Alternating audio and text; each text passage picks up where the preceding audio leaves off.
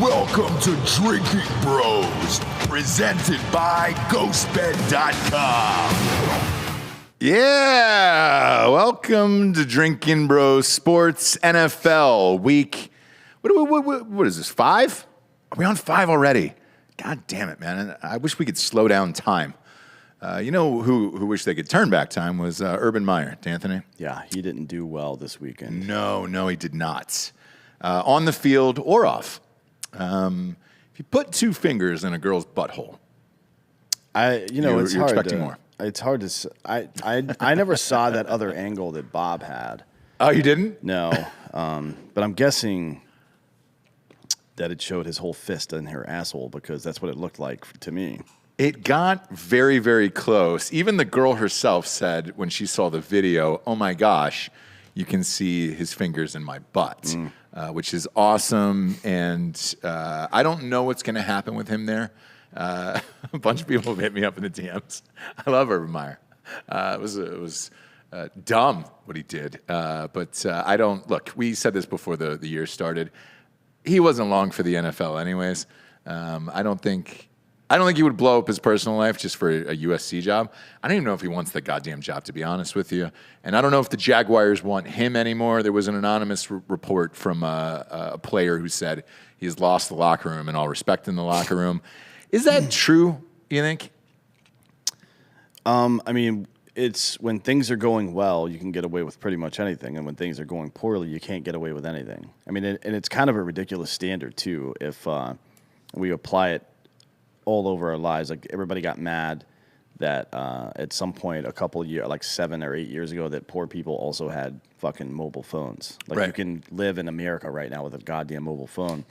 And I guess the expectation is that if you're losing, you have to be solemn and doing nothing but trying to work. Oh, we're in the fucking studio cranking it out, or we're going back to the drawing board, or whatever stupid fucking statement you make. But in reality, what got you there, what made you great, is doing things the way you do them. Right. You know what I mean? And I guess for Urban Meyer, that means fisting college girls. Yeah, but this is not one of those low level things. This is an embarrassment. It takes all the focus. It's one thing if a player does it, and you're like, all right, that sucks, right? Right. It's one thing if a member of Congress does something stupid. When the president is doing stupid shit, that affects everybody. Yeah, everybody's invested in that. So yeah, I get it. I mean, I understand why they would be pissed at him. Yeah, and look, when Urban's players are doing well, they can literally get away with murder. Nailed it. But when they're doing shitty, then people fucking care. They're 0-4, and the sad thing was, as I watched this game because we had money on it. Yep. Actually, this is one of my few wins last weekend. Was this teased it down 6 on the over, and then the spread. And Daddy came home. But we'll get to the rest of my losses here in a minute. The Jaguars looked decent in this game. They were up, 14-0 at halftime. Things were looking positive for them until they weren't. And if they were to have won that game and he fingered somebody's asshole, maybe you're okay with it. But since they didn't and they're 0-4, no, the whole house is going to come down on him. I think this year might be it. You think he's just a one-year guy there? Yes. Yeah. Yeah, he's. I don't think he'll get fired in the season. I think he'll make it through the year, and then they'll quietly let him go, and that'll be it. Maybe. I think he's probably going to get fired during the season. It depends on how bad it gets. I mean, so think about it this way.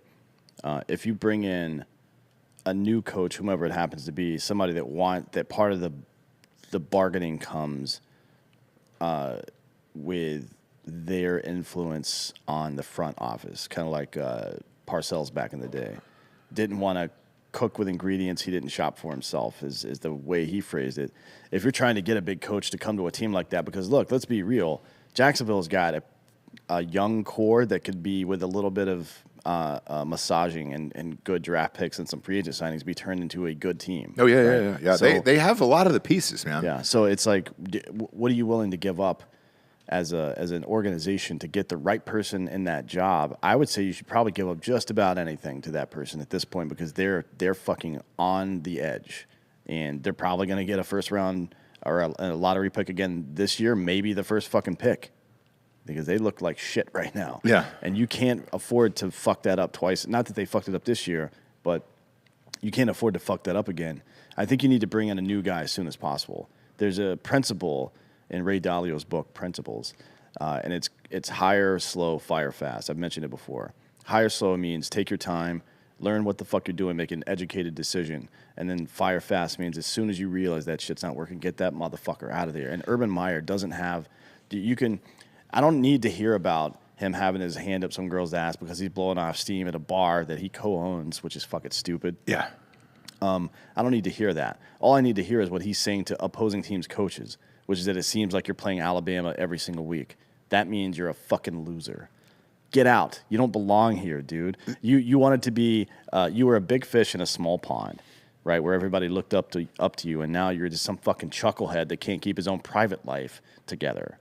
Get out. And the other part about Urban Meyer, too, is the explanation for his error in judgment, I'm going to use soft air quotes on that, isn't sitting well with people, and it shouldn't. Like, it comes off as dismissive. And, again, I think he'll probably ride out the year, unless shit gets really bad, like you said. If they start getting blown out like 48-0 every week, after last week, again, the Jaguars were looking good against a decent team, and they were up against Joe Burrow, and it was a Thursday night game and everything else on the road. Things were looking fine until this happened, and it was like, all right, maybe they're pulling it together. Now everybody's talking about the fingers in the ass, and you're kind of fucked on this one.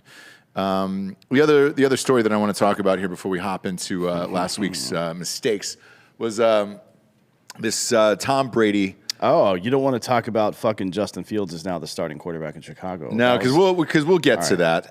But I want to talk about this Tom Brady game here over the weekend.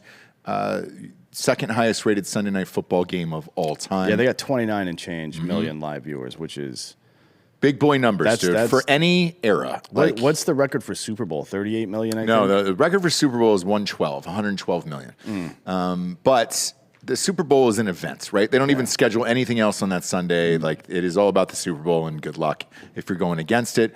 But these numbers are AFC Championship numbers, NFC Championship numbers. Like, for a Week 4 game, it's unbelievably impressive. And again, I don't know if I said it on this show, but if you're just here for the numbers on this, I'll say it. I think it is has a lot to do with gambling. Gambling and fantasy football have really driven this sport back in the ratings. And now all the assholes who look like they overspended on these huge 10-year contracts for the NFL, it's the only thing that's saving live TV right now. So they look pretty smart, at least as far as this week goes. We'll see how the rest of the year goes. But as sports gambling picks up and it becomes more and more accessible in all 50 states, I think the ratings will continue to rise because people have money on it. This one in particular was the most bet on regular season game ever. 93% of bettors out there had money on Tampa Bay, which is not good because that spread was 6.5. Let alone the over, which they were also nowhere near. So Vegas cleaned house, MyBookie cleaned house, MyBookie.com, that is, cleaned house. And we'll try to do better this week. Again, I said this on college football, and I'll say it again, because this was one of the worst gambling weekends I've personally ever had. I don't regret that bet. I mean, clearly nobody else did either. 93% of all gamblers bet on Tampa Bay. I thought they would have blown them the fuck out in that game. I think they should have. Tampa Bay's defense is really goddamn thin. I was not aware when they signed Richard Sherman that they needed Richard Sherman to play like the next day. Yeah. He started that game. Yeah, but it's also Richard Sherman. I mean, he's one of the premier, I guess, left side cornerbacks of all time. I wouldn't say he's great on both sides of the field, but he's one of the premier cornerbacks of our generation. So it doesn't surprise me that he was out there quickly, although they did need help. I think a lot of people underestimated the Patriots' defense, which in Brady's last year, the Patriots' defense is why they were winning football games. Yeah. The conflict between he and Belichick had made its way onto the field for the offense, and it was fucking everything up. But in the defense, it was fine. Yeah. Defense was the number one defense in the league that year. So I think that what were they giving up until week 11? They were giving up like 15.3 points a game or some stupid shit like that. So that wasn't a problem. And Belichick is Belichick. He is a smart motherfucker, regardless of what you think about him. all of his success is not just primarily due to Tom Brady, and I think he proved that. And what he did was, if you go back and watch the game, he threw a different defensive scheme at Tom Brady every single time he got on the field. Yeah. So he couldn't make adjustments because that's what Tom Brady's really good at. Actually, it was somebody on, I don't remember who it was on ESPN the other day, and they said there's 3 types of coaches. There's a coach that'll play a whole game, see what the other team did and the tape afterwards, and be like, yeah, here's how we adjust to that. There's other coaches that play half the game, go in at halftime, and make adjustments. And there's other coaches who make adjustments on the spot, right? That's who Tom Brady is. He makes adjustments immediately. That's why he's so great. He doesn't throw harder or farther than people. He sure as shit can't run faster, and he doesn't have better vision. He just has a mind that is constantly asking, how can I fucking defeat this system? And the only way that you can fucking win in that battle against him is to change the system every single time so he can't do anything about it. That's what encryption is. If anybody that's in the tech community, that we've just described encryption. And Belichick has figured it out on the defensive side. That's why they've been so great for so goddamn long. Yeah. Yeah, and that's why we're seeing that greatness with Georgia in the college. Yeah, Georgia, man, right they're now. fucking good. That defense is nasty. And that defense is nasty. The only thing that surprised me was Brady appeared nervous at times. Some of his throws were off to Antonio Brown and shit like that. And the announcers, by the way, I hate Chris Collinsworth with such a deep passion, especially because when that football hit the double doinker. Oh God, I knew it was coming out of his mouth. Doink! I just I hate it. But the announcers were like, "Oh, it's raining out here, and the ball's a little slick." It's like it's Tom Brady. He's played New England for 18 years. Yeah, he's played in that weather for 18 years. That has never been a factor until now. And it just seemed like, and I know he said it at the presser afterwards, where he was just like, "Man, it was an exhausting week. Everybody wanted to talk about this. You had to shoot promos and deal with everybody and go back and see everybody." And it was nice to see just a little bit of like, it wasn't the greatest day. However, but I think he fucked himself over a little bit. I'm sure there's something to be said for the emotional roller coaster and how that affected his play on the field. But I really think that had he been a little more honest on the front side, like you try to tell yourself as a man that you're not afraid of something or that it's not that big a deal or whatever. Just admit it's a big deal, dude. Who cares? You're Tom fucking Brady. You've got 7 rings, right? You're better than Thanos at this point. So just say, you know what? It's going to be weird coming back in another uniform and playing in New England after 20 years. That's going to be weird. It's going to be weird facing up against the man who taught me most of what I know about football, right? And trying to now defeat him on the field because it's not a zero-sum game. One of us is going to lose, and no matter what animosity there is between the two of you, you don't want to see each other fail, I don't think. I don't believe they want to see each other fail. So that's a fucked up situation, and it is what it is. And if you pretend like it doesn't exist, then it's all the way in the back of your head at all times. If you just say it out loud and it's out in front of you, you can do it. You can hurdle that however you have to. But if it's back here, it's constantly reaching down and fucking smashing one leg into the other, and you trip over it. That's what I think happened. He was in his head all fucking game. Yeah, it wasn't a great game, and let's face it, that field goal goes 1 foot to the right. They fucking lose that game. It also didn't help that Mike Evans cannot catch a fucking football. What is this guy's deal? Like, he's been one of the quote-unquote premier receivers, top 10 receivers in the league for a while now. Look, 1,000 yards every single year for sure, but he dropped like 4 very easily catchable balls. Him and Godwin, man, have had a lot of fucking shit. drops, and I'm with you on that. I've seen a lot more drops in the NFL this year, I think, maybe than I've seen in a while. Maybe I'm just paying more attention to it now. I don't think so. I think a lot of people are looking up because the hits have been so vicious. Like, dude, defenders are getting faster and faster and faster, and it's like these hits are violent.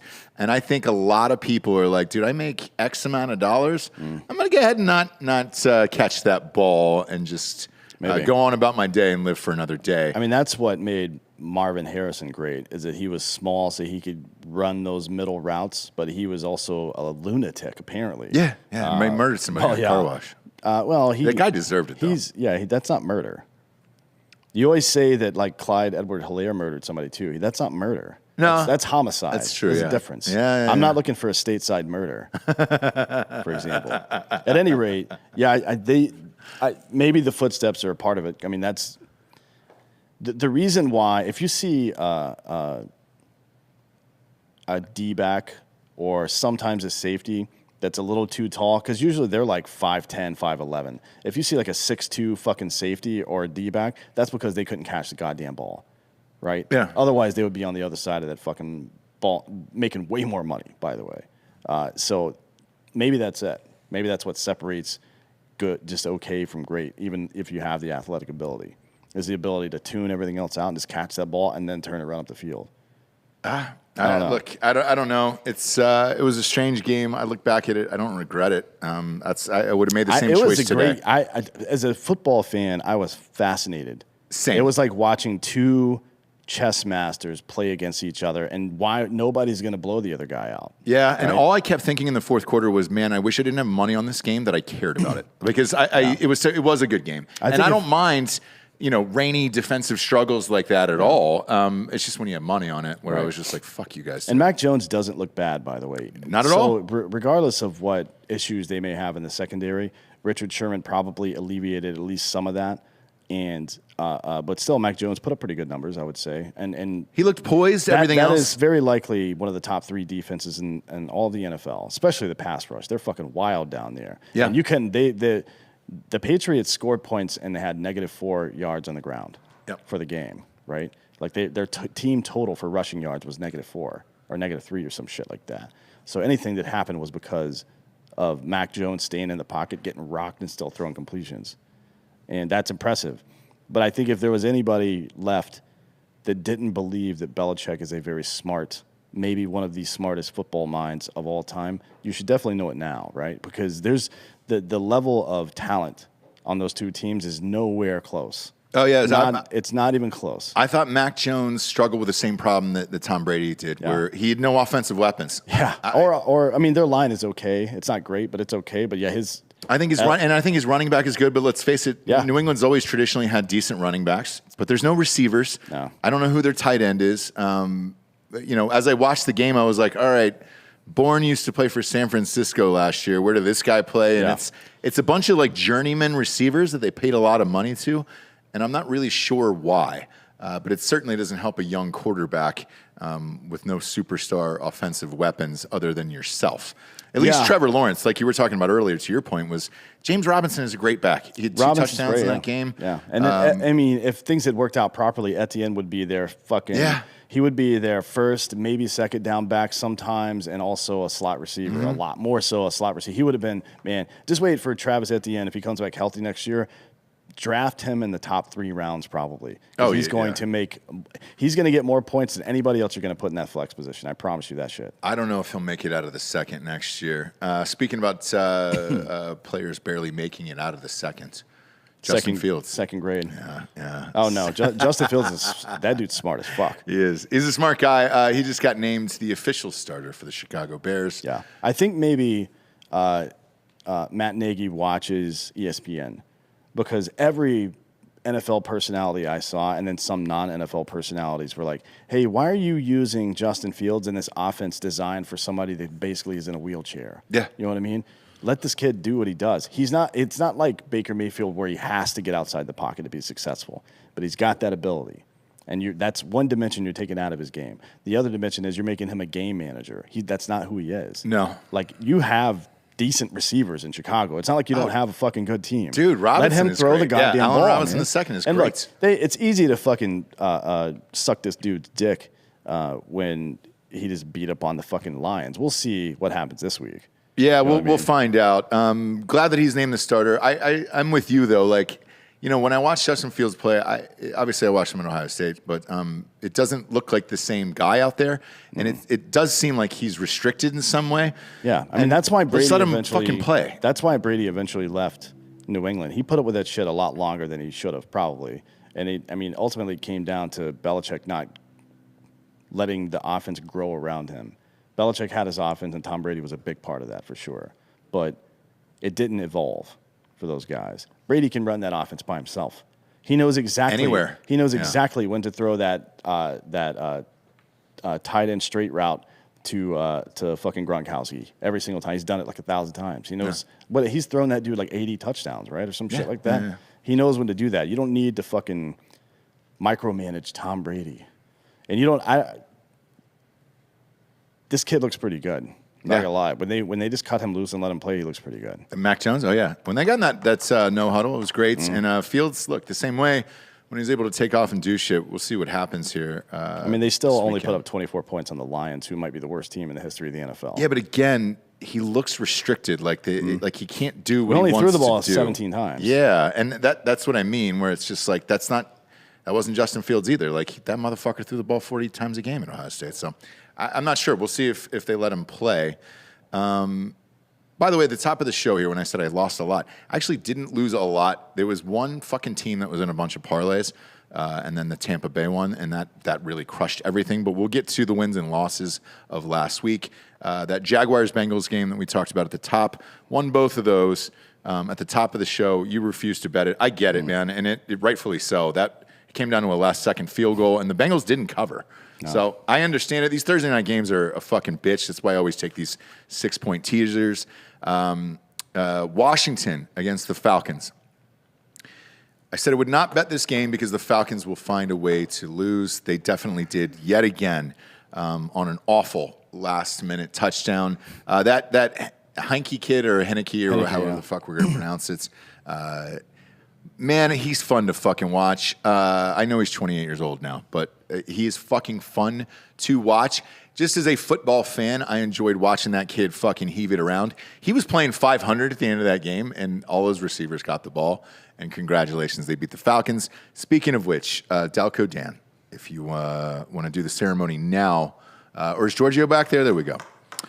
When the Falcons played the Eagles, we made a bet live on air for no reason whatsoever other than to do this, that the loser had to wear buy and wear the NFL Ed Sheeran jacket. Look at that. Hold that up there.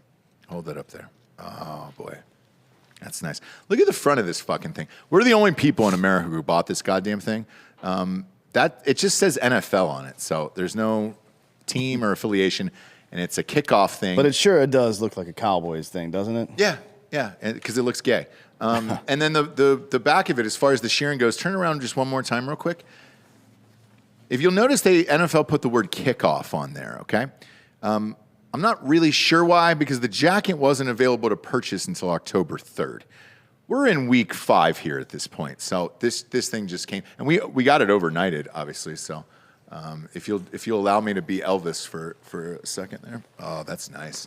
Look at that. I look like a coach on the sidelines. Yeah. Oh, that's really nice. That's a nice fit. All you need now is a clipboard and your hand up some college girl's ass, right? Man, I'd like one of the two right now. Big clipboard fan, yeah, big clipboard fan. So yeah, we didn't bet that game. Bills Texans took this one. Bills smashed them 40-0. The spread was really fucking high. I took it in a 6-point teaser, but it was like 16 and a half. 17 and a half, yeah, when it ended up kicking off. Took it 11.5, won that one. That was pretty fucking easy. Bears-Lions, did not bet this game. I don't know if you did. I stayed away from this. No, I thought about giving the Lions the points just because I thought the Bears suck so bad. And to be honest, the way that Chicago ended up scoring was not surprising. Montgomery is a pretty good back. I don't know where Tariq Cohen is. Is he hurt or something? He's dead. What happened to that guy? I think torn ACL. He was on the roster earlier this year. Preseason, yeah. Well, either way, he's out for the year. Montgomery's he's putting out 100 yards a game right now. Well, he's out now. So he sprained, MCL? I think he's out for 5 weeks. Yeah, and they've got that Damon Williams kid who played at the Chiefs. In Chiefs the last couple of years, but he's 29 years old. I don't know what they're going to do in the run game now, but it was interesting to see. They scored 3 touchdowns all on the ground. And I kind of figured it would be a ground game for them, so you don't really want to give anybody too much room on a ground. I mean, it's just not the NFL. Fucking, if you get 3 rushing touchdowns in a game, I wonder what the frequency of that is. It doesn't happen very often for one team to have 3 or more rushing touchdowns in one game. I bet that's very rare. The next one was the Cowboys. Now, it was me and Hightower Sean were the only ones to take this. It was -3. You, both Dan's here, Delco and Holloway, you guys said when a spread doesn't feel right, you go the other way. This one felt right, and we went with it. Was I missing something about this? Do you think Darnold's for real or something? The Carolina defense is pretty good. But by the way, they just traded for Gilmore out of the Patriots. Yeah, I think the Panthers' defense is pretty good. I just think the Cowboys played basically a perfect football game against them, which was impressive because you don't see that. That's one of the digs on these guys. They play, even not last year, but 2 years ago, that was Tank Lawrence's main complaint. When are we going to play an entire football game? Because we play 3 good quarters and we fuck it up in the 4th or something like that. Yeah. They played 4 good quarters of fucking football here. Yeah. The defense let their foot off the gas a little bit and gave up 2 touchdowns Towards the end, in the fourth quarter. But man, this game was not as at that point, as close as this. it wasn't anywhere near this. No, it wasn't about believing in Sam Darnold. It's just their defense is exceptional. Carolina's is. It's really good. But Dallas fucking trucked them, and sometimes that happens. Yeah. Next up was Colts Dolphins. Didn't touch that, nor should you at home. Both these teams are 1-3. It's gross teams. If you're not looking at Deshaun Watson right now, are you really even trying to play anymore? I don't know what they're going to do here. Browns versus Vikings. This is another game I didn't take. You did. You took the Browns, and they ended up winning. However, it was 14-7 in this game. And Delco Dan, I know you love Baker Mayfield. It was ugly. He had 155 yards passing in this game. When are you done with this guy is what I can't really figure out. When's he going to stop winning? Did he? Yeah, they won. Yeah, they had 3 field goals and a safety in this game. You know that wheel on the shopping cart at Walmart, the one that makes all the noise? Mm-hmm. Technically, it works. It gets the job done. But if you had the opportunity to get one that didn't make all that noise and that went in a straight line like it's supposed to, you should probably leap at that opportunity. Yeah. Right? There's 5 elite quarterbacks in the NFL. It's not like every team needs it. Needs one. You need somebody that's a better than 50% completion percentage. So I'm gonna read you his stats here. 15 for 33 in this game. His QBR was 15.6, which I wasn't aware. Game. Like you're cherry picking. Yeah, no, we're not games. cherry picking. We're 5 games into the season. He has 2 touchdowns and 2 interceptions. 5 games in, 2 touchdowns. Can you name another starting quarterback in the NFL? Even the guy from the fucking Dolphins here. Who is it? The backup, Jacoby Brissett? How many did he have on Sunday? Probably more than that. I mean, yeah, he had 2 touchdowns. He tied Baker Mayfield. The backup quarterback for the Dolphins tied Baker Mayfield in one game. I understand the premise is that game manager, blah, blah, blah, you don't need much out of him. Then why did you assemble this elite receiving core around him? Like, what was the purpose of that? I think the Browns are getting credit right now because things just happen to work out the way that John Harbaugh would have planned them, right?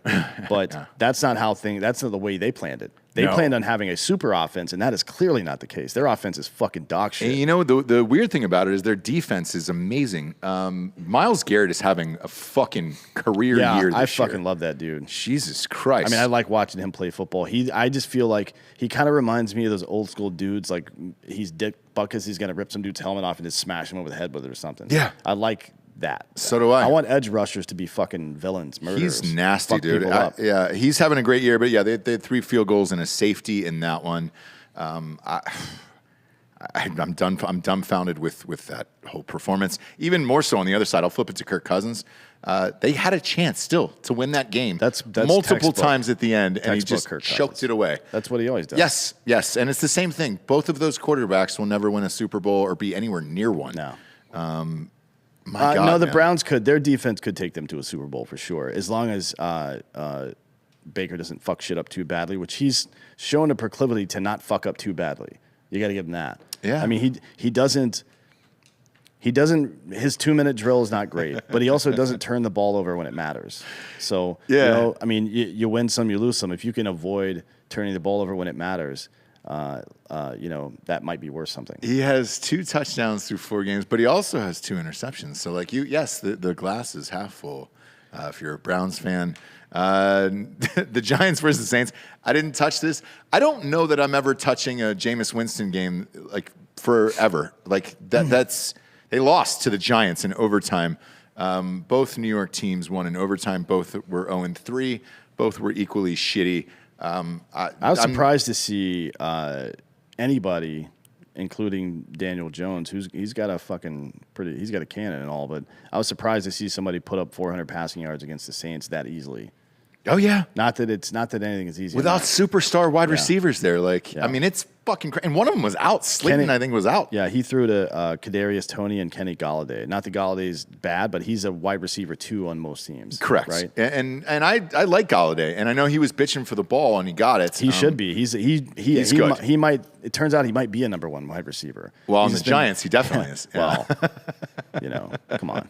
Alvin Kamara had a good game, but it wasn't enough. Winston, I don't know what it is with the play calling. They ran the ball 39 times, the Saints did. Mm-hmm. And they only threw the ball 26 times. You have Jameis Winston, the king of airing it out, against the New York Football Giants, who my understanding is they don't really have any element of a team. They have a pretty good quarterback. They have got an exceptional running back, but none of that shit matters without a good offensive line, and they've got the worst offensive line in football. Yeah. You know what I mean? And it's not like everybody's out there bragging about their defense. Let him throw the fucking ball, man. Nah, it's weird. I don't know what they're. I think they're going through growing pains right now. I think the Saints are going to be a lot better towards the end of the year than they are right now. When I turned on because I was flipping back and forth, and then I've got the NFL Red Zone. At one point, Taysom Hill was in there lighting people up, and I was like, "All right, are we doing this? Or are we not doing this with Taysom Hill? Like, what's going to happen there?" Using I'm the not same sure way what the that Saints are fucking going to do. the way that the 49ers started out the season using Trey Lance fucking worked. Yeah. Every time he touches the ball, it is a touchdown. Literally, he will be starting this for the Sunday. first 3 weeks. Every time he touched the ball, he scored a touchdown. Literally on the field. So they could be doing the same thing with Taysom Hill, for sure. And Taysom Hill, by the way, can also catch the ball. So you put him and Jameis Winston on the field at the same time, that creates an element of chaos that I don't think a lot of defenses are prepared to deal with. Frankly. No, and Trey Lance is starting. He came in for Garoppolo when he got that calf injury. Yeah. Had 2 touchdowns, tied Baker Mayfield on the season in that one as well. Next up, Titans. Well, no, versus he the might Jets. be ahead of. Just for that one. Oh yeah, game. you're right. That's right. Yeah, He ran in. he's got 3 passing touchdowns this year and 2 on the ground. He's ahead of Baker Mayfield, the guy who hasn't started an NFL game. Next up, the Titans, the Jets. This was my mistake. This was my king mistake here. So look, Titans were one of my locks. I know that Julio Jones was out. I know that AJ was out as well. I don't really fucking care about that. It was the Jets, and I figured Derrick Henry would have 1,000 yards rushing, which he did. All of those things were all implemented. This is what frustrates me the most because I would make the same bet again. With a 6-point teaser, this was a pick'em. Before it was a pick'em, it was a 1 point. All they had to do was just win the goddamn game by 1 point. That was it. Because it knocked it down with 6.5, and it knocked it down to a 0.5 point. All they had to do was win by 1 fucking point. I like the Titans defense. I don't know why they decided not to play this last game, but Henry did exactly what he should have. Even fucking this guy, this journeyman fucking Tannehill game manager started throwing wide receivers that I never knew existed. I never even knew they were fucking born, and they played their asses off. The offense of the Titans. The defense, I don't know where the fuck they were this game, but this little fucking kid from BYU ended up chucking 60-yarders, and I'm like, what is going on here? That was their problem. So the Titans defense did play well, except for that. So they held the Jets to 16 first downs for the entire game.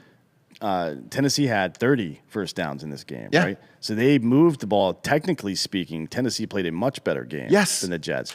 But Tennessee allowed the big play, and I don't know why. Maybe a gap in their defense that they just happened. Maybe it was blind luck. Maybe they figured it out. Who knows? Or maybe it was poor execution on somebody's part. But when it happens over and over again like that, it's usually not poor execution. It's a scheme problem, right? Yeah, and look, Zach Wilson looked like a goddamn superstar in this game, and also the fucking Titans were 5 for 19 on third down. That is pathetic. Yeah. That's really bad. That's like fucking 21.5% or 21.8% or some shit like that. It seemed like sucks, man. Yeah, and it's because it seemed like first and second down. Because I watched almost this entire game, sadly, because I had a lot of fucking money on the Titans. But first and second down, they would give it to Henry.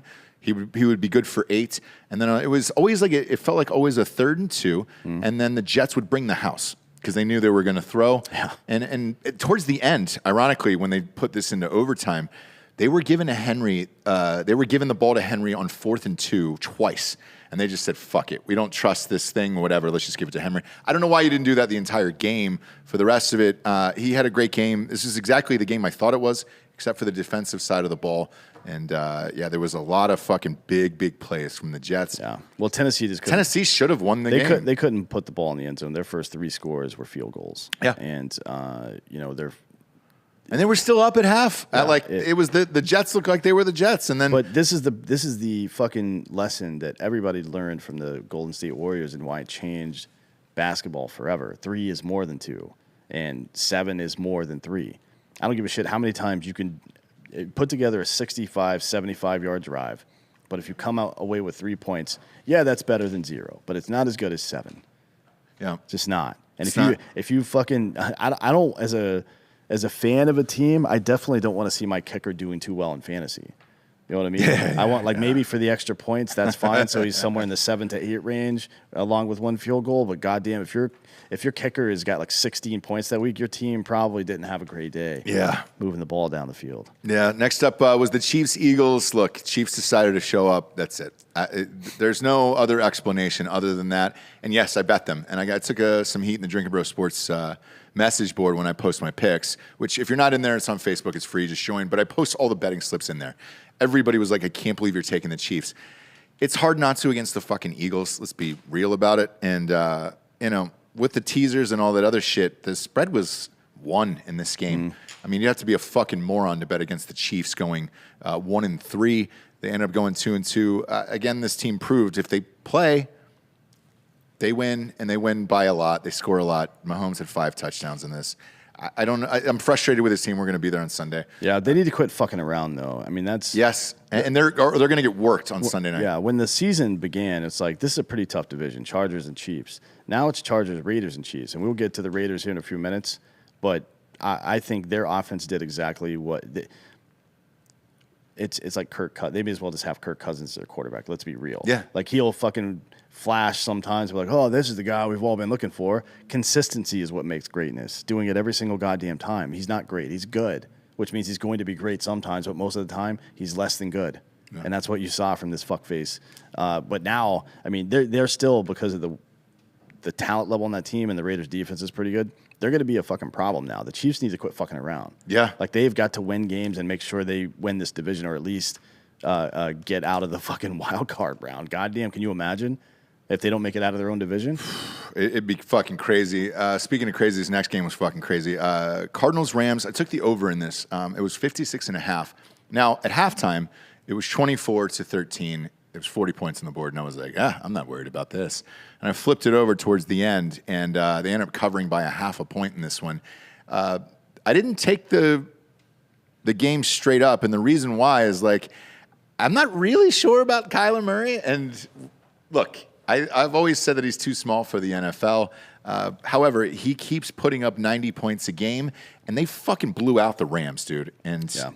That game was not close. No. They were in control of that game the entire time. And I don't know how good this team can be, and it's strange to say that a team who's 4-0, I don't know how good they're going to be just because of how tiny their quarterback is.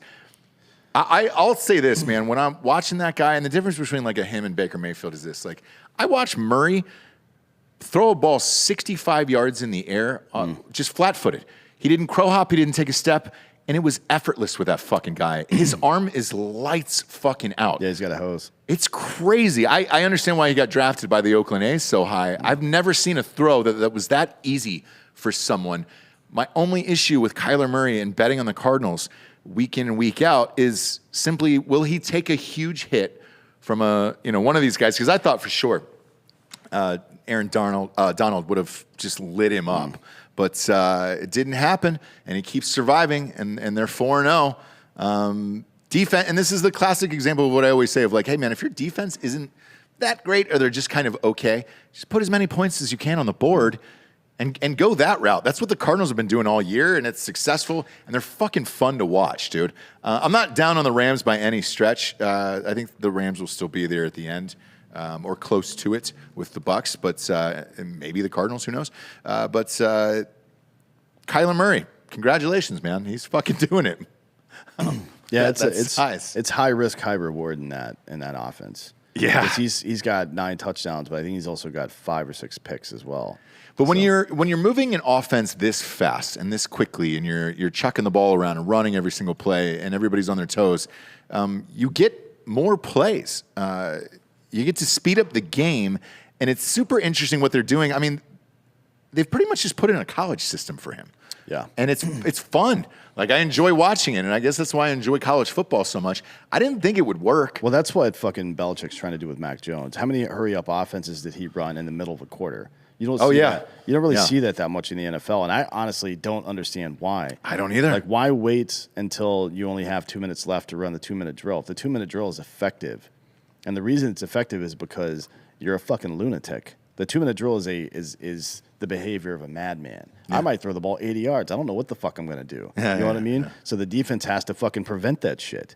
And with that in mind, if you're hurrying them up and the defense is tired and you're cycling in your linemen and shit and your backs like that, it's almost impossible to defend that every single time. If you just ran a hurry-up offense every single play, you'd probably wear out your own team. But if you use it strategically in the middle of quarters, you can fuck any defense up. This is the best defense in the league, probably. And they lit these guys the fuck up. Yeah. It's a fun team to watch, man. And I'm going to keep an eye on these guys gambling-wise throughout the rest of the year, because anybody who's scoring this amount of points, look, they're covering not only the spreads every week, but they're covering these overs. And that's what we look for, especially, on a gambling show. Mm-hmm. Next up, Seahawks 49ers took the Seahawks in this one. I'm not sure what the difference was with Garoppolo getting hurt. Probably nothing. But Trey Lance looked pretty goddamn good, and I think it's time, and it is. He's going to start on Sunday. They're saying because of an injury. I don't know. This feels very C.J. Stroudish to me, where you're just like, let's just try the other guy, and you can kind of stay out for a little bit. Yeah, we'll see what happens when a team has an entire week or longer game tape wise downstream this season, how good Trey Lance really is. Mm-hmm. When a defensive scheme for that week is built around making sure he doesn't carry the ball 7 times for 41 yards or throw 2 touchdowns. They focus on one of those things or the other and see what happens. We'll see what his mettle really is. I think he's good. He looks like a fucking quarterback to me. So I started him in a fantasy league this week. It's in Drinkin Bros. Whoever I'm playing, that's why I have Trey Lance in there, because I think he's going to be great. We'll find out what happens. I think he's legit. I said that before the season, though. I think he might be the best player drafted in this draft, and it's just weird because we don't know it yet. You know what I mean? Because you haven't seen him enough. He's played like 14 games outside of high school. I think he's going to be great for a totally different reason. Like I think because he hasn't played that much, I think with him running around and throwing the ball like this, you don't really know what to do.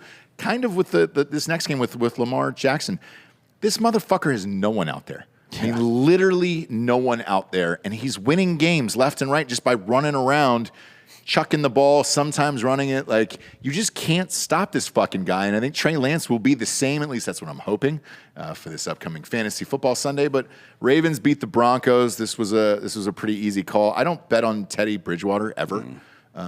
He's a Jameis Winston to me, where it's just like it's Drew Lock now because Bridgewater got concussed. Oh, he's gone. So Drew Lock is starting. R.I.P. Did he die or is he?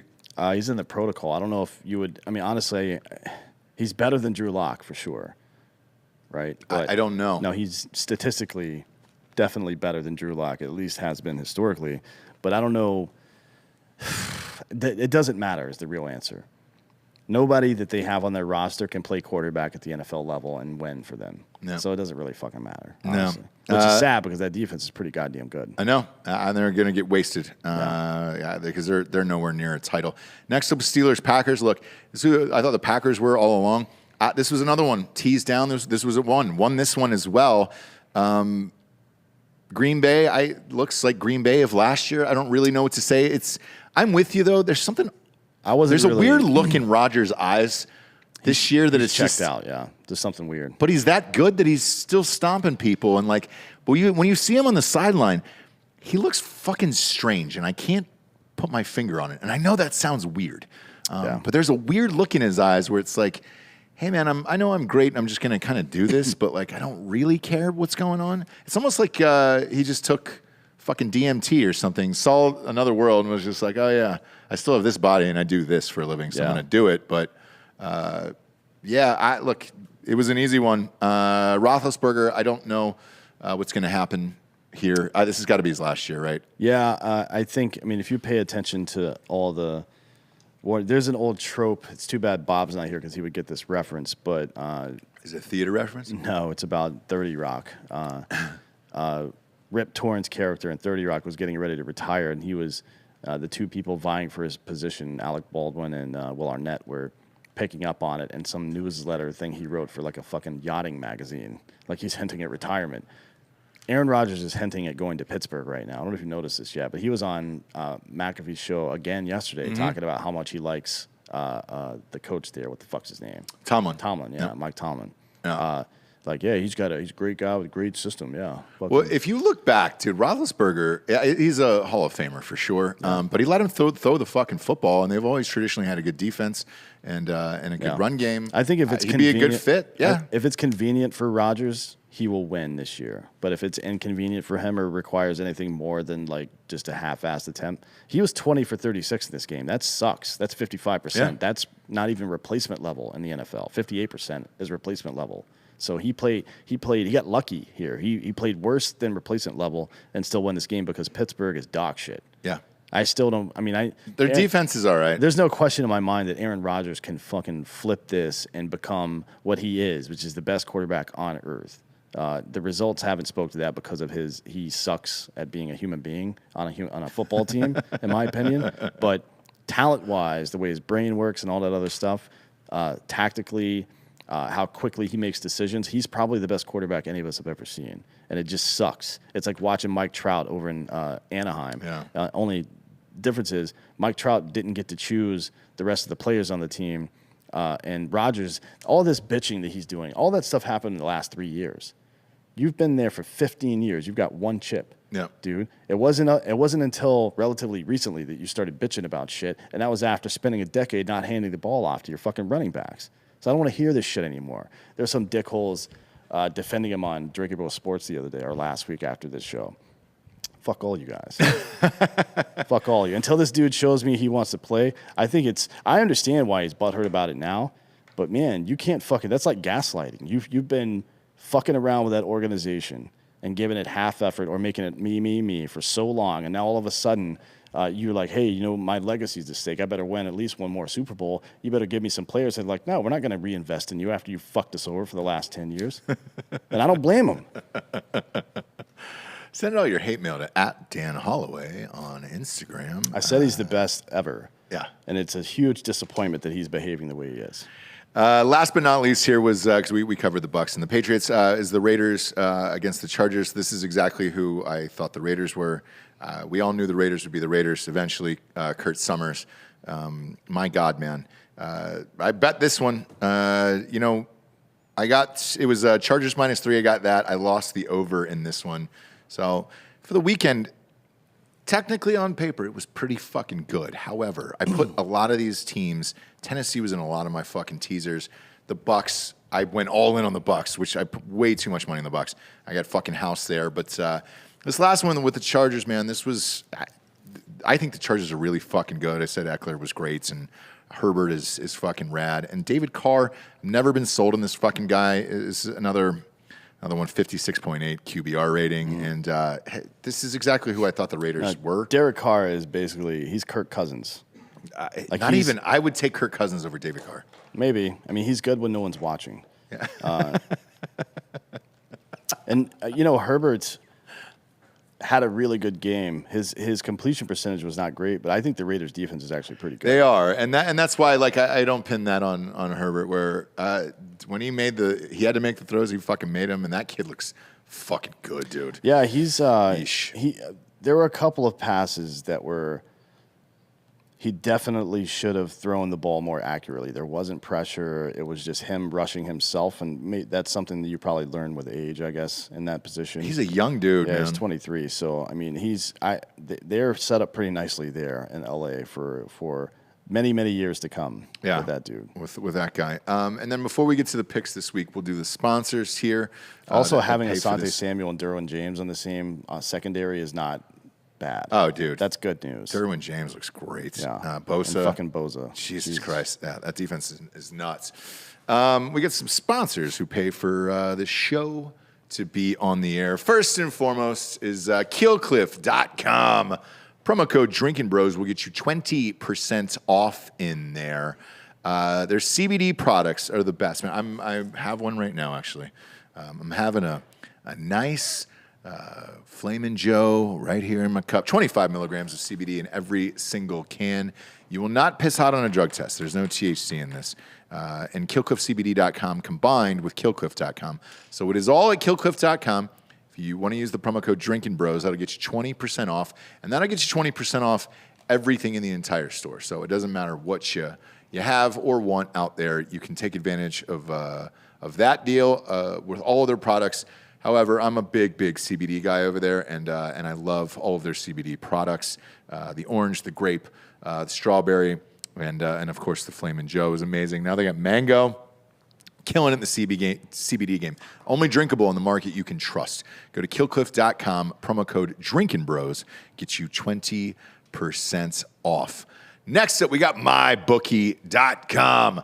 Promo code Drinkin' Bros doubles your deposits, and let's face it, a lot of us are going to have to reload after this weekend. This one hurt. And the hurting just didn't stop all weekend long. Go to mybookie.com, promo code Drinkin' Bros, doubles your deposit. All the bets, all the betting slips, everything you see in Facebook, those are coming from mybookie.com. All the odds we're going to read here today are on mybookie.com. So go ahead and bet with us or against us.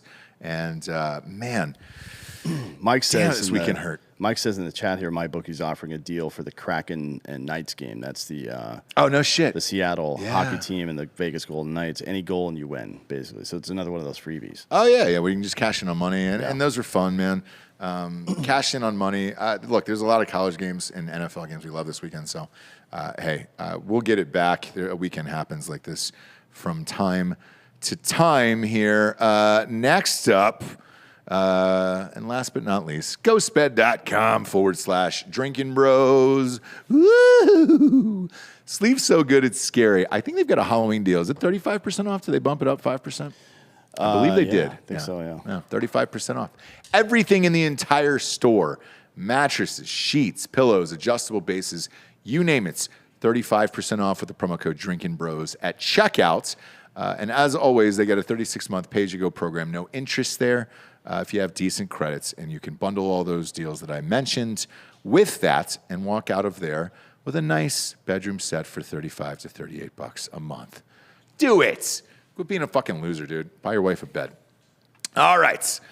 Let's get to this week here. I'm back. All right? I'm back. I feel like I'm back this weekend. I feel good. By the way, if you're betting the fight, some people hit me up about this fight this weekend with Wilder and Fury. I am all in on Fury, actually. I don't believe in Wilder. Not against Fury. So that's where my money's going for that. And I will be watching that fight on Saturday night. And then D'Anthony and I will be heading to the Kansas City game against the Bills. Yep. Brad Hunt, we'll hit you up. We'll hit up the boys about the tailgate here very soon after the show. But if you're in the Kansas City area, I want to stop by and see a show. We will be there. That was one of the funnest tailgates we've ever been to a couple years ago, pre-COVID. It was great. Let's get to this week's picks. I know. Just give me the fucking numbers, Ross. That's all you say. Just give me the fucking numbers. The Thursday night game, we've actually got a fucking game. If you're a conspiracy guy, here's the conspiracy here. Okay? I think this is the Bezos game, right? Is this the one that's on Amazon Prime, or is it next week? No, usually it's around week 5 when they start their bullshit. Yeah. Oh, it might be week 6. Either way, the reason why I say that, it is a great game. Usually these Thursday night games are fucking shitty. This is a great game. Rams at the Seahawks. This is Rams minus 2.5. I love this game, actually, and I'm going to go all in on the Rams on this one. Like I said earlier, I believe in the Rams. I think that blowout by Arizona was hopefully a oneer on their part. But I'm going to take the Rams here, and I think they win by a field goal. I think now that you're getting into the big boy games, which is a big boy game and a division opponent, They've got to fucking win this game, and all eyes will be on them, especially after that loss on Sunday. So I'm taking the Rams at -2.5 on Thursday. D'Anthony, who you got? You know, that's a tough one. I think this is a pretty evenly matched game. The Rams are going to go up against another team that has a quarterback that operates like that, undersized but good arm. Doesn't turn the ball over too much, and he's quick on his feet. We'll see if they learned anything from last week. It would be uncharacteristic of the Rams defense to come out and make the same mistakes against Russell Wilson that they made against Kyler Murray. Yeah. Their defense is pretty fucking good, so you're probably right. Yeah, so I'm going Rams 2.5, and I'm going to go pretty hard on this one. I think the over/under is 54.5. It's a little high just because I want to see the weather, but I tell you where my money's going. It's the Rams straight up, no teasers, no nothing. I'm taking the Rams at -2.5. Next up, this game appears to be in London. Yes, it is. This is the Falcons at the Jets. There's nothing like sending America's finest over there and letting them. That's like your boss comes to you and like, hey, send one of your people over here to this thing. You're like, all right, cool. I'll send you some people. It's a fucking couple of retards in wheelchairs and shit. Yeah. It's like fucking the fat friend for your buddy, and then the next week he's like, hey, man, I need you to do it again. You're just like, Jesus Christ. All right, I guess, man, what are we doing here? This is Falcons -3. If you have a death wish, go ahead and put money on this game. Yeah. And you you hate your life. I'll put it that way. If you're betting on this game, you hate your fucking life. And I'm a Falcons fan, okay? But you hate your life, and you hate your family, and probably all your coworkers if you bet a game like this. And actually get up at 9:30 a.m. EST to watch it, because that's when these fucking games start over there. I don't care how fucking hardcore of a junkie you are gambling-wise. Nothing about this game is great. It's Atlanta -3, over-under is 46. I don't like any of it. I don't care about any of it. I won't even get up to watch this fucking game. I'll be on a flight. No. What time is it? Getting off a flight, actually. What time is it in the U.S.? 9:30 a.m. Get the fuck out of here. Yeah. It's crazy. Crazy. On Sunday, I'm not waking up for that. No. Make a nice cup of coffee. Watch your Falcons. No. I mean, look, will it be on? Yes. And I got kids, so they'll wake me up early. But actually, shit, no. I'm flying to Kansas City in the morning at 6 a.m. So, no, I'm not going to see any of this maybe game. you'll have a little TV in your seat. Yeah, I doubt it. My probably man. not. Doubt it. If we don't get anything in when you fly anymore, they took everything away.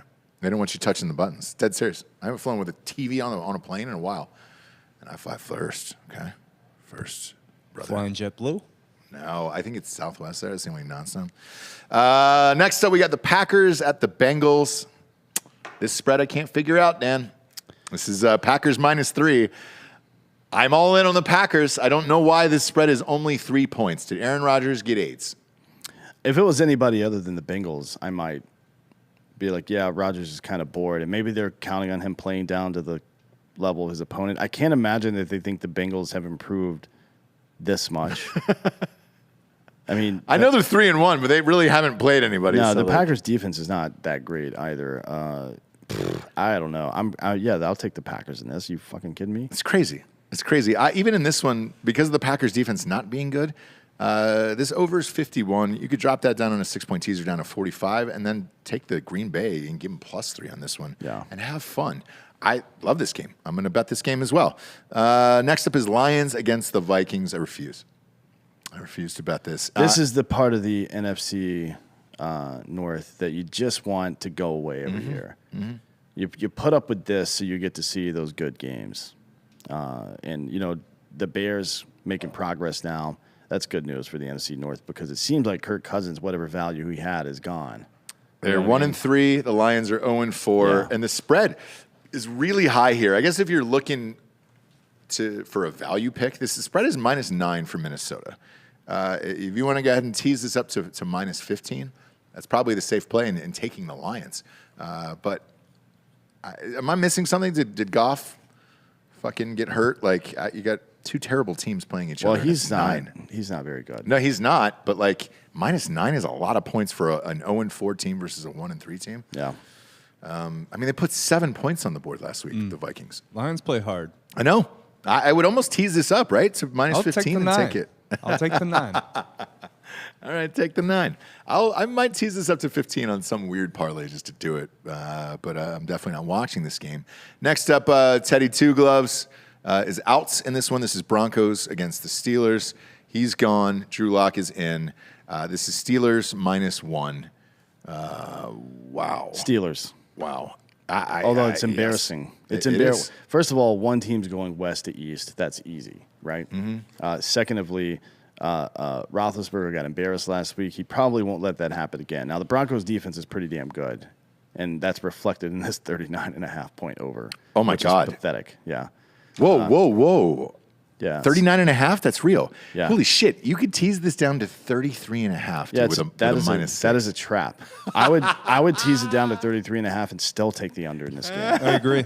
I was going to say, I'm not even kidding. do not Tease it the up to 44.5 and take, or 45.5 and take the fucking under. For real. That's a good bet. That is fucking that's the lowest under we've seen all season. That's amazing. 39.5. I think that this is probably like a fucking 24 to like 13 game or something like that. I don't think Pittsburgh's going to have a whole lot of issues winning this game. 20 to 10 maybe. Yeah, Maybe, but it's going to be like 20s to teens. So that's not. I mean, yeah. I think you tease this over up, or the under. Tease that up to like fucking 45.5, and you're pretty safe there. They're not scoring 46 points in this game. No, but I will take the Steelers at -1 though. The Steelers have been at home. I think the Steelers are averaging 15.3 points a game in their last 4 games. Yeah, that's terrible. If I'm not Yeah, mistaken. Teddy is currently in concussion protocol. Yes, he's out. It's Yeah, Drew but Lock. to be fair, he was in. That's like Joe Biden going to concussion protocol. He was already concussed long before the protocol began. He's never been good in my opinion. But this one, I'm taking the Steelers, and I love this game. I'm with you. I don't think Roethlisberger gets embarrassed again. I'm going to take this. Dolphins against the Buccaneers is next. This is -10 for Tampa here. So it's in Tampa, so it kind of negates that thing. But Tom Brady has had trouble with the Dolphins in his career. Don't think it happens this week though, because the Dolphins, whatever like random talent they may have had with Tua slinging the ball around a little bit, that's gone now. And Jacoby Brissett is. Look, he's trying. He probably could have won. He could have replaced Trent Dilfer or who's that other dick from Baltimore that won without ever throwing passes. Yeah. He could probably replace either one of those guys because he doesn't. He's not an idiot and he doesn't turn the ball over a lot, but he's not going to score on this defense. Holy shit!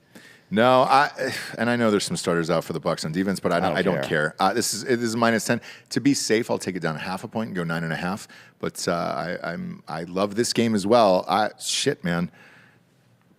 We could be back this week, kids. We could be back. Next up, we got Saints. Wait, is there I want to do. What time is this game? 1 o'clock It's Eastern. at 1 o'clock. Yeah. All right, so maybe on Saturday, I'll figure it out whenever the props come out. I want to see what the fucking over under on rushing yards for the Dolphins is. Okay. Because it may be for the Buccaneers last week it was it was -3 rushing yards. Right. Again, allowed. Yep. I wonder what it's going to be against the Dolphins. I mean, it should be fucking violence. Probably under 50, right? Delco, what do you think? No, they'll go over. No. We know they'll go over, but what do you think they'll set it at? 50? Yeah. For rushing yards? Yeah. Yeah. I think they're Or going to who? I think they'll set Tampa it. Bay? I think For a player or for a team? No, for For a team. Dolphins team rushing yards, I think they're going to set it comically low, so it might be something to look at and bet on. I would probably bet the over if it's Maybe like 75 50. and a half. If it's Yeah. like 50 to 60, I would take the over for sure. I'm all in on this game. I'm taking the Bucs at 9.5. I don't know that I'm fucking with player props or whatever, but Brady's home. The bullshit is over, and it's time to get back to work. I think he'll be fine. Next up, Saints versus Washington. This is a game that I was kind of excited about before the season started Same. because both of the defenses are very, very good, and I was kind of curious to see what the two offenses might do. Now, Alvin Kamara is doing his thing, but that's about it, right? That's it. And Washington football team, And even the they don't look tickets. too bad. Yeah, on the Drinkin Bros tickets.com, the tickets are $49 in this game. So And it's in RFK or yeah, whatever. it's in FedEx. it's at FedEx Field. So enjoy your life if you're there. Go to drinkinbrostickets.com and get your tickets $49. Next up is Eagles versus Panthers. Gross game. Panthers 3.5. minus 3.5, I'll take yeah. Panthers 3.5. Taking the Panthers in this Yeah, one. the Eagles are terrible, man. And they're playing on the road after a fucking humiliating loss. And the Panthers, have a lot of good momentum going. They lost that game, but I think they should be pretty happy with the way their defense played. So, and they're picking up a huge. I don't know if he's going to be there, and if Gilmore's going to be there for this week or not. But that is a huge pickup. He will. He should be actually. Let me ask you this, Delco, because you enjoy betting on the Panthers for some reason. I do not. Love Joe Brady. Yeah, I know you do, and that's why I'm asking this because they're playing your beloved Eagles here. I don't like either of these teams very much. I don't believe in either of them, so I'm not going to bet this. But who do you take in something like this? I got my starter jacket caught on my cord, my Sheeran jacket here. I'm going to be a homer. Taking the Eagles. I'll take the 4. Okay. I think this next game, Titans Jaguars. This is the game of the year right here, boys. This is what we live for here. Yeah, it's the worst team in football against a team that consistently underperforms. Thanks. The spread on this game should be like 80. And it's 4.5. I can't believe it's 4.5, and I can't believe I'm going to damn it. say what I'm going to say, but I'm going to bet on Tennessee again for the third week in a row. I won last week. The week before. Lost this last week, but 4.5 against the Jaguars. You're 2-2 right now. You cannot go 2-3 in this division. Yeah. You just can't. I'm going to take the Titans in this, and they're going to win by a touchdown. And I think Julio Jones is back. That's a big deal for them. That really, since they didn't have him last year, I underestimated how much of an impact not having him would be. Tannehill's really become dependent on him already. Like 4 games into the season, well, 3 games, I guess, at that point into the season. But yeah, if he's back, they should put up probably low to mid 30s against this Jaguars team. I agree, and I don't see how Henry doesn't rip through their whole fucking team. So he's not like that though. He doesn't just go out and tear up teams that have shitty run defenses. I don't know what it is with that guy. Honestly, he's so big. If the offensive line isn't doing their job, he runs into too many people. Like he's going to get 4.5 yards a carry, but to pump, I think he's at 5.5 a carry right now or something like that. To get those numbers, the offensive line still has to do its job. Yeah. You know what I mean? Yeah. Like you can't get up enough. It's one thing to run over linebackers and cornerbacks and safeties and shit. It's another thing entirely to run over a fucking 6'2", 320-pounder that can run a 4.5 40. That's a different situation, right? And if you just run into a wall of those guys, it is what it is. Their line's been playing pretty well consistently this season, and you're seeing that reflected. He's on pace for 2,000 yards rushing and another 500 receiving right now. I mean, that's crazy. He last 3 games over 100 yards, and typically he doesn't get going until week 6, 7. God forbid he gets fucking better than he is right now. God, man. But he should steamroll these assholes. So yeah, I'm good with that 4.5. I agree, and with Meyer putting 2 in the stink here this week, I think they get embarrassed in this game, and now he might get fired after that. This could be trouble for him. If you start getting blown out, then people are going to start smelling those fingers, Urban, and then they're going to realize it stinks like shit. Yeah, well, and you're going to be gone. But next up we got Patriots versus Texans. This is New England -9 here. I think this is a trap. I think the Patriots put everything they had into this game with Brady. They barely lost, but they lost 2 of their offensive tackles to COVID, including their best one here. I do not touch this game whatsoever, and the over-under is disgusting as well at 39.5. At 39.5, if it's a 9-point spread at 39.5, they're assuming that the Texans once again won't be able to score this week at all, which is possible. The Patriots have a fucking elite defense. There's no question about that. Yeah. But are they going to have the energy? I doubt it. There's no way. I think Texans, they probably score at least like fucking 17 points, right? Somewhere in that neighborhood. So, and that's not a lot of points. No. So this over under is. I don't like any of this, and it feels weird. I'm not going to touch it. How long is Sony Michel out? Or James White, excuse me. He's out for the year. I don't think so. I think he's only out for like 6 weeks. No, he got a hip problem, so he's done for the year. The guy who was out for 6 weeks is the guy from the Bears. Tariq Cohen? No, Montgomery. Oh, Montgomery. Montgomery's out for 6 weeks. But, homeboy, James White, because I have him. I had to drop him in all my leagues. He's out for the year. Next up, we got the Bears against the Raiders. Look, now that Justin Fields is the starter here, I'm actually interested in watching this game. Otherwise, I would not have been. This will be a pretty fun game. I mean, you've got 2 probably top 10, at least top third defenses, and two quarterbacks desperately trying to figure it out. One who's had quite a bit more time than the other one to figure it out, right? But I think Nagy is the fact that he came out and said Fields is his quarterback, I think is a statement. It's a statement that, all right, I realize what I've got here, and we're going to start playing the game the right way with this kid and utilize his talent, I hope. Because based on all the press conferences he did this week, it was like, yeah, sometimes you just got to get the fuck out of the way. Fire yourself as a play caller. Yeah. Like, dude, this is the second time you've made that statement that you're firing yourself as a play caller. Maybe don't take that job a third time. Ever. Maybe your job is to manage the football team and let your coordinators do their fucking jobs, right? I don't know. Man, I this at this 5.5 here for the Raiders are favored. That's 5.5. It is, and like the Raiders are hit and miss, man. They always have been, at least for the last 20 years. Where they'll have a great game, everybody will say the Raiders are back, and then they shit the bed like last week. Yeah. So I don't really believe in the Raiders.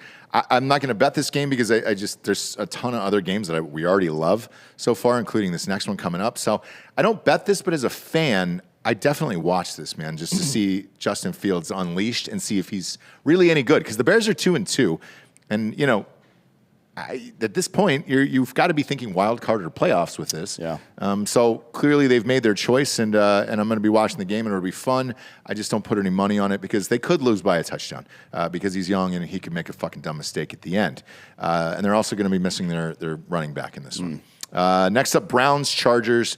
Chargers -1.5. I can't. If there was a fucking physical hammer in my hand, I would hammer the shit out of this game. Chargers all day long. I don't know what Baker Mayfield's doing.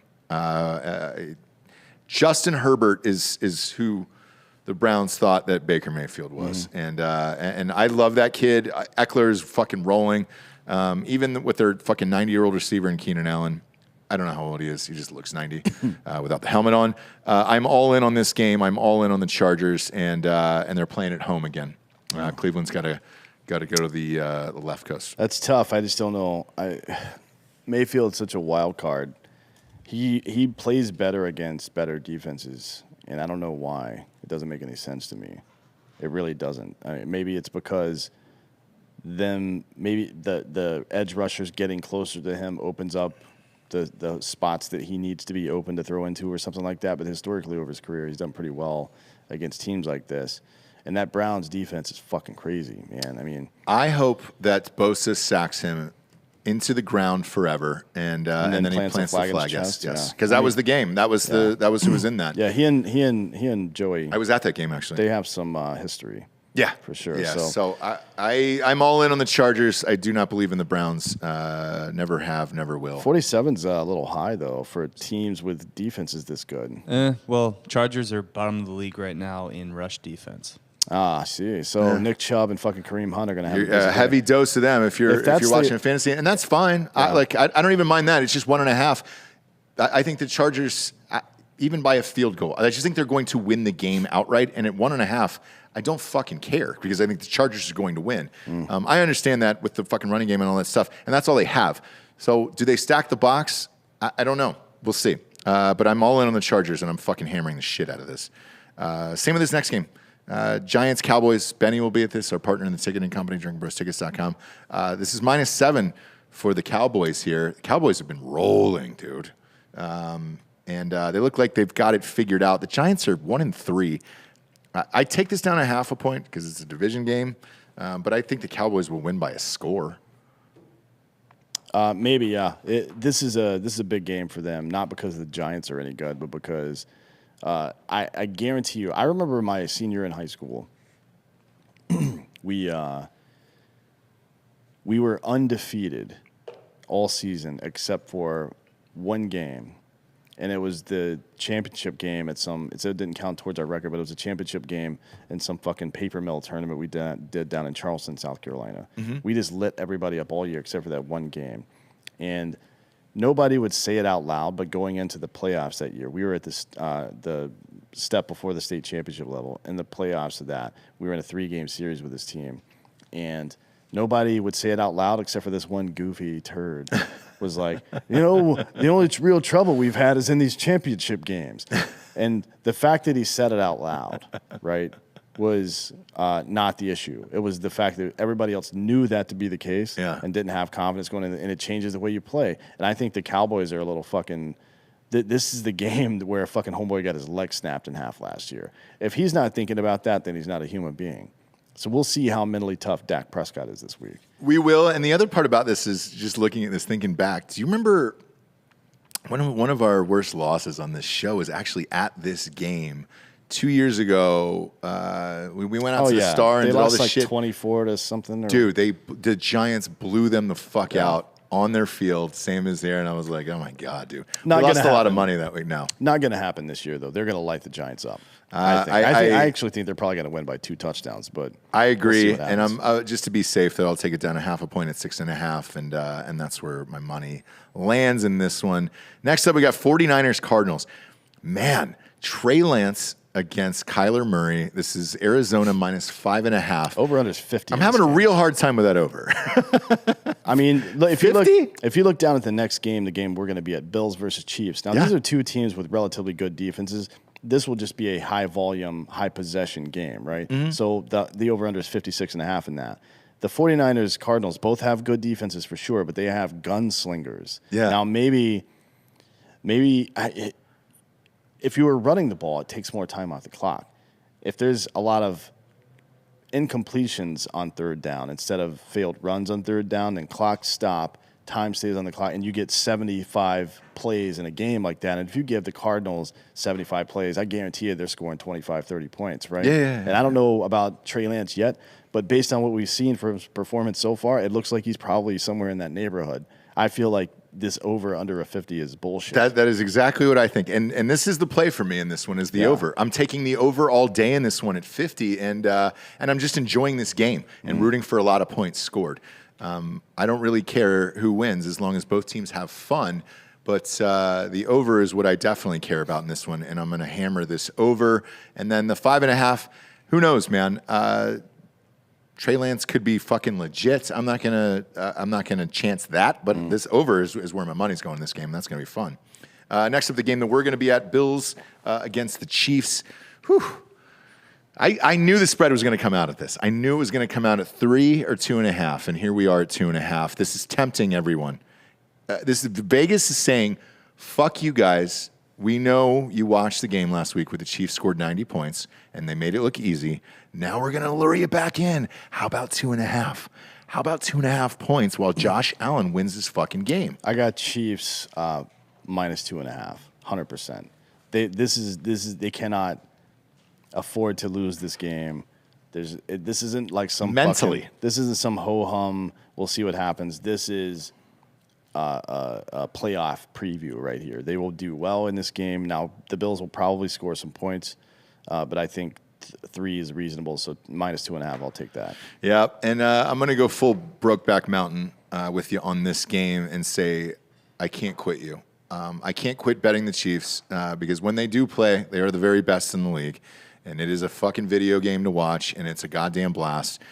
Therefore, I have a very hard time betting against them because when they actually decide to play, anyone in the National Football League, they win and they score fucking 50 points a game. We're going to be there. I'm going to be rooting for them. And yes, I'm going to bet the Chiefs at minus 2.5. This over under here at 56.5, that puts it at like a 28-ish game. Do you think that it goes 35-28? Like how high scoring will this be is the question. Yeah. I mean, I would say probably mid-30s. For each team? Mid-30s to low 30s. Is a decent ballpark for each one of these teams. Maybe high 20s, but even then you're probably covered. No. Although you can tease it down to 50.5, and that's definitely going to happen. Yeah, I'm in on that all day. But that's going to be a blast of a game. The real issue this week is going to be 78 degrees at kickoff. Yeah, that'll be nice. The real issue this week is going to be Chet's picks. Since we're going to, I mean, Brittany's from Kansas City. She's a big Chiefs fan. She may have to fight Jack Mandeville. Yeah. Like I don't know how it works, but. Do we bring him? Do we bring Chet Scoveland? We should ask him. He sent us a video of some stupid shit earlier while we were recording. I haven't looked at it yet. I haven't looked at it either. I'm sure it's do we bring Chet and put him in his jersey? It's perfect weather for that. We should jersey. ask him, yeah. if he wants to go. I'll hit him up after the show. Last but not least, here is Colts versus Ravens. Having a hard time here believing in the Colts. This is Ravens -7 on the Monday night game. For me personally, tickets are as low as $50, by the way, on drinkinbrostickets.com. Me personally here on this one, I'd like to see, this is every Monday night, by the way, I'd like to see how I'm doing going into the Monday night game, and then either bet real heavy or a little bit lighter. I can't not put something on this game because I'm a dirtbag, but at -7 here, I think this is a 3-point game, to be honest. Yeah. I think it's like some 3 to 5 point range game. I don't think it's a full touchdown game. Me neither. And what I typically do in these Monday night games, because they're close and they know a lot of people are trying to make back their money for the night. Same with the Sunday night games. Is I take a 6-point teaser. So on this one, I'm going to take Baltimore down to 1 point on this one, and I'm going to take that over down to 40, and I'm going to take Ravens -1, and then the over at 40, and then pray for the best. But by this point in the night, or on Monday, I will know how great or shitty my weekend was, and you will see my bets either escalate or I would. de-escalate. I don't know if I would take that over 40. The Ravens haven't. Neither one of the last 2 games they've played would win. Like, you'd be a loser in both of those games. Yeah, look, the Colts don't really have a defense. They have a better defense than the goddamn Lions. They do, but I've got Hollywood Brown on a fantasy football team.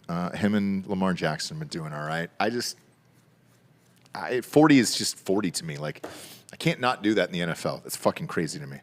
So, I mean, you could take it up to 52 and take the under. I could do that. It's a tough call. Check back Monday in. is a long time from now. Check back in on Drinkin' Bros Sports on Facebook, and you'll see the actual betting slip there, and that's where we'll post them. In the meantime, if you were in the Kansas City area and would like to join us at the tailgate, what time do you think we'll get there? 4? Probably 4. Yeah, probably 4 o'clock, because this is a 7:20 game there, right? They're on Central as well? Yeah. They are. Yeah, Okay. it's 7:20 Central, right? Okay, yeah. So Local we'll time. be there around 4 o'clock partying, and we'll hit up Brad and the boys and see what they're up to. And then you can find us there doing a live show from the You stadium. can also check out, if you're not from the area, you can check out some far inferior to Texas barbecue. There's a debate going on here. I like Joe's. Yeah. I like Joe's. I'm not going to shit on Joe's. It's not even close. I will be. I'm going to grab some Joe's on the way to the game on Sunday. Although the guys at the tailgate always have the best shit anyway, so I'll still grab a little burn ends from Joe's. If you know, you know. If you don't, well, you're a fucking loser. For D'Anthony Holloway, I'm Ross Patterson. This is the NFL Pick Show. Take care.